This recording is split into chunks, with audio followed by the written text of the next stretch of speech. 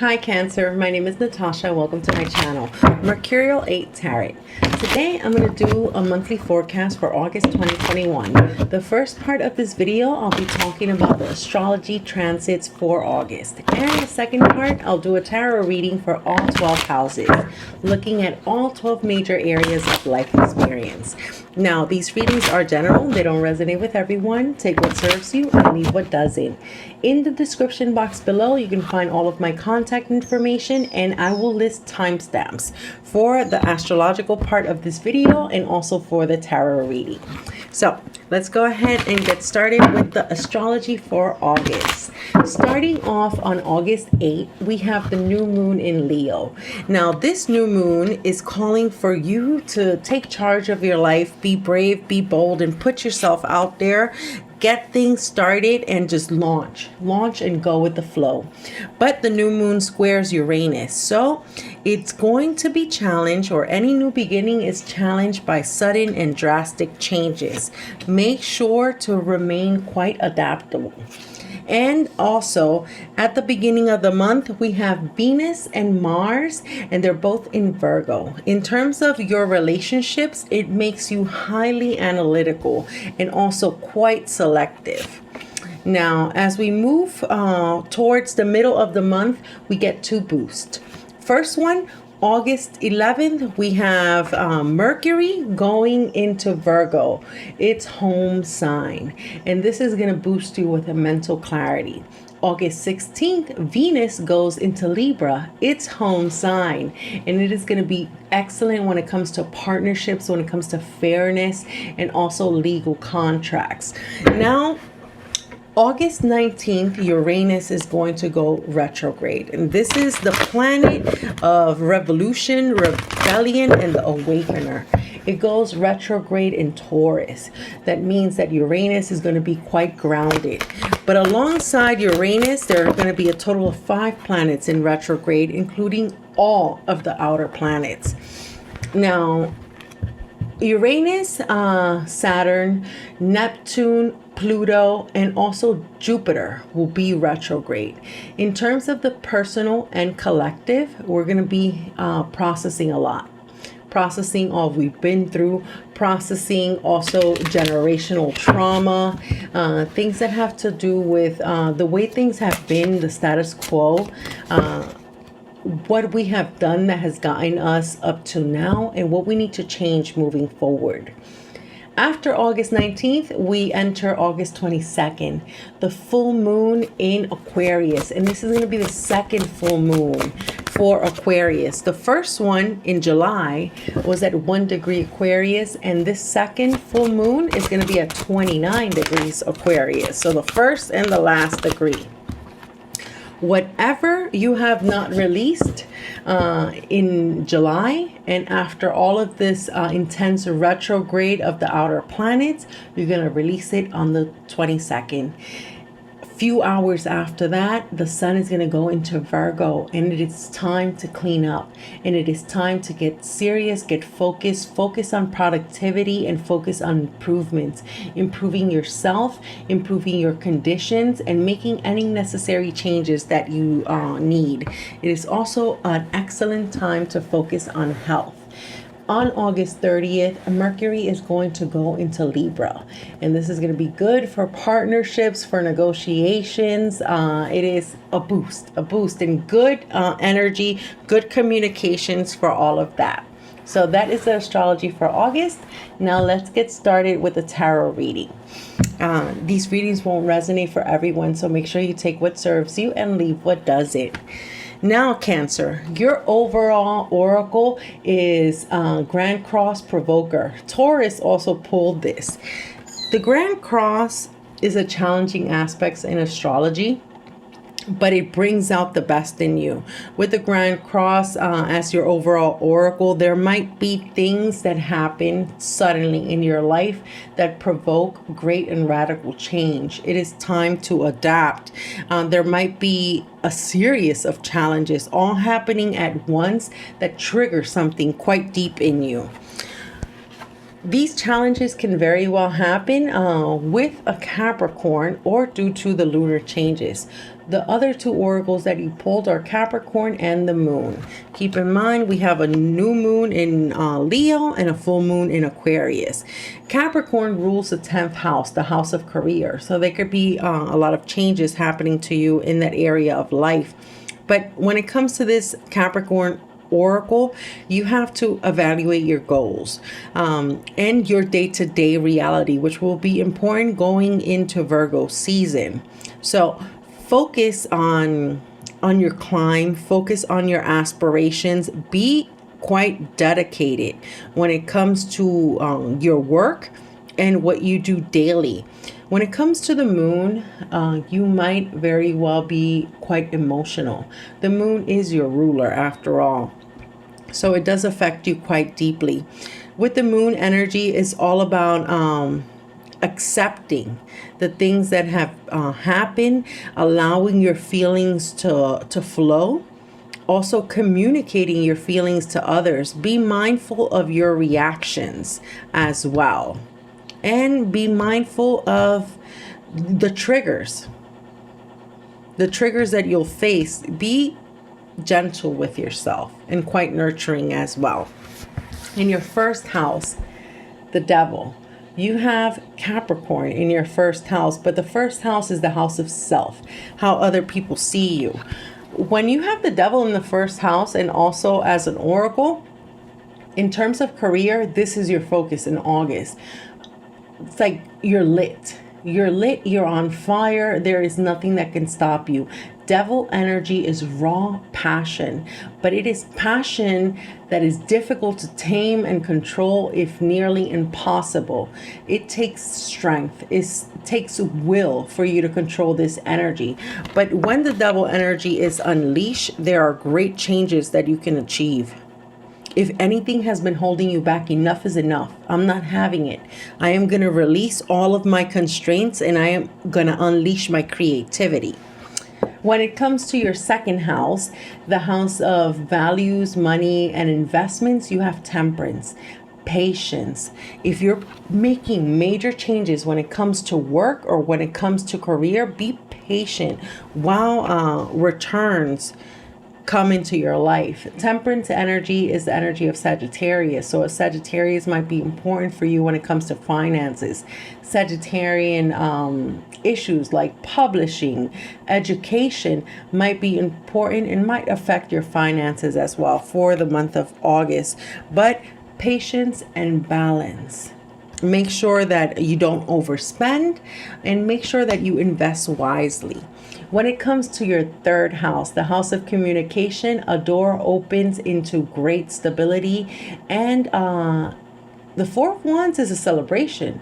So in your third house, it could mean an invitation to some sort of party or some sort of event. But it is a door that opens, and through it, you're going to find great fulfillment and great stability. Four of Wands in regards to communication means that you will be receiving news that adds to your stability and that adds to your long-term goals. Four of Wands energy. Now, in your fourth house, the house of home and family and roots, you have Five of Wands. There could be some sort of petty issue that arises, some sort of conflict with your family. Five of Wands is petty in nature, so are you going to entertain it or are you just going to rise above it? Five of Wands can indicate gossip. Gossip and other people talking and running their mouths in regards to what you're doing and what you're up to. This can very well affect your first house. It could make you quite mad at people in your family, your immediate family, in your extended family as well. But there is some sort of drama there. Be warned. Now, the fifth house, the house of fun, creativity, romance, and children, you have the Lovers. There is an intense connection that is going to deepen for you in the month of August. If you're single, it looks like you're going to meet someone that is quite special. Lovers energy is the energy of Gemini, so a Gemini might be important for you in August, but the Lovers is a harmonious connection. Now, it can suggest that opposites are attracting. So the person that you might encounter or that you might already have in your life, there might be a little different from you, but you both complement one another. Lover's energy is all about making a big decision when it comes to love. So there's going to be a lot of fun and hot dates, potential hot dates. That is romance. Pure, beautiful romance. In your 6th house, the house of your daily habits and work routine, Ace of Swords, clarity and victory. This is about you being quite level-headed, quite clear-minded, singular focus on any one given task at a time, and sharp intellect. Ace of Swords can mean that there is some sort of new beginning or a new idea and breakthrough in regards to your day-to-day. For example, what you do either at work, what you do for yourself. You could have some sort of bright idea that you want to implement and you want to have take off. Ace of Swords is a win. In your house of partnerships, the 7th house, and also legal contracts, you have the 10 of Cups. When it comes to relationships, Cancer, they're on the up and up. Ultimate happiness in partnerships, and in romance, the ultimate connection. So whoever you're with or whoever you will encounter, it is going to be happy for the month of August. 10 of Cups is all about fulfillment and contentment, truly being happy, not faking it. This is not superficial. I love it and I love who I'm with. 10 of Cups in the house of partnerships can suggest that you're going to fortify your bonds with your family. You're also going to invest quite a lot in your significant other. They're going to take some sort of priority in your month, and you're really just going to want to focus on nurturing your connections and strengthening your bonds. In your 8th house, the house of intimacy, and also the house of secrets, taxes, other people's money. 8th house is the house of transformation. 4 of Swords. There's going to be something that is laid to rest. And it could very well mean some sort of truce as well. If you have had conflict with other people, 4 of Swords, you know what? Enough is enough. I'm not even going to bother. 4 of Swords is the energy of meditation, contemplation, but it is a non-action. So I'm not going to do anything about it. I am just going to rest and I'm just going to recover. In terms of a transformation, the 4 of Swords can suggest a renewal period as well. I am recovering from all the difficulties and all the dark aspects of my connections of this year.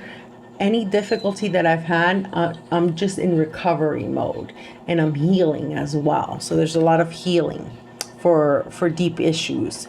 The 9th house, the house of long distance travel, your outlook on the world, spirituality and religion, and also publishing. 9 of Wands. You're not letting things stop you.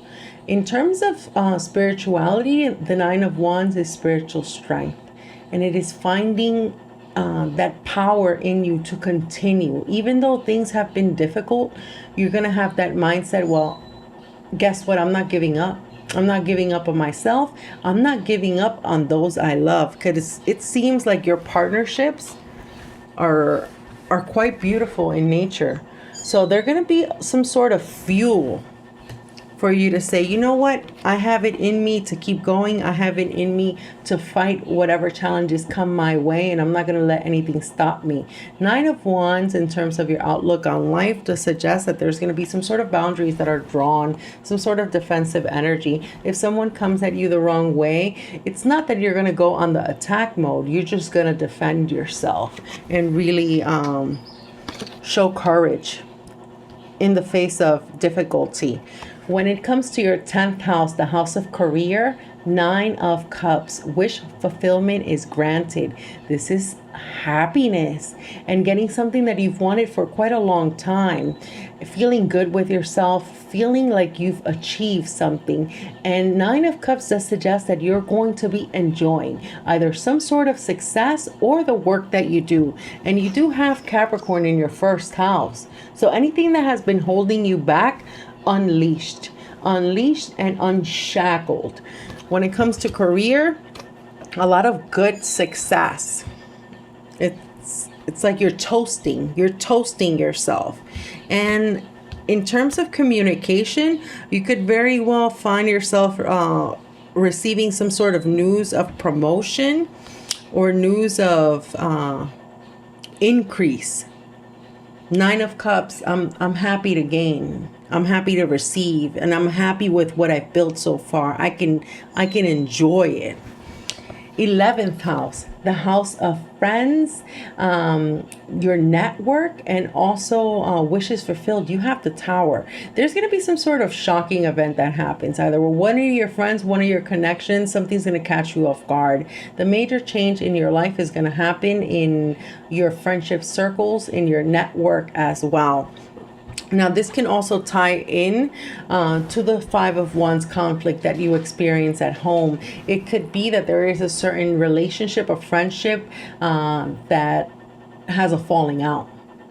And it does affect you in terms of your residence or your family. But the Tower, stand guard, and anything that collapses just wasn't strong enough and wasn't supposed to be in your life. With the Tower energy, you can see yourself lose a friend. You really can. Because you have the Five of Swords in the 12th house. The house of karma, the house of losses, the house of the subconscious. Five of Swords is mental conflict, but Five of Swords is also defeat.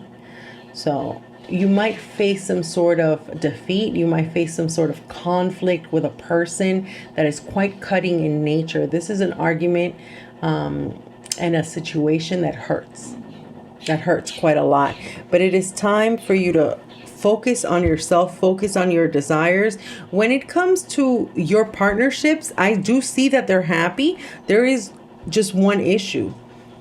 I see one issue with a certain individual. And I do see you suffer either the loss of a friendship, or you might choose to say, you know what, I am going to cut my losses. If you want to act like this, I can't be around you. Again, keep in mind, Grand Cross provoker. There could be someone that provokes you, and that is the last straw. And with it goes the entire friendship.